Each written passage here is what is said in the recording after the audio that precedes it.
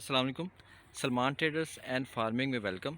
जैसे कि ये नाम से ही ज़ाहिर है, तो इसमें इलेक्ट्रॉनिक्स आइटम्स भी हैं और फार्मिंग भी है। फार्मिंग, डेयरी फार्मिंग और पोल्ट्री फार्मिंग, गॉट फार्मिंग, और भी मैं आपको इस चीज़ों में बताऊंगा, जैसे solar system, hydraulic road blockers और इलेक्ट्रॉनिक्स आइटम।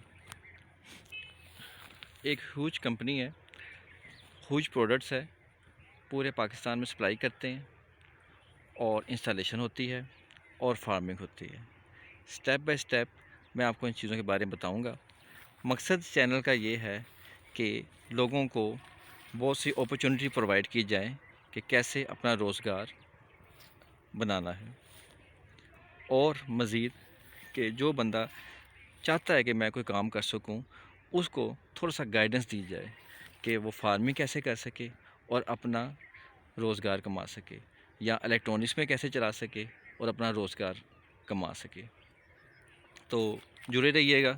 तो इसमें मैं आपको बताता रहूँगा कि कौन कौन सी आपने प्रोडक्ट्स को किस तरीके से डील करना है, सेल करनी है और इस तरह से अपना रोज़गार कमाना है।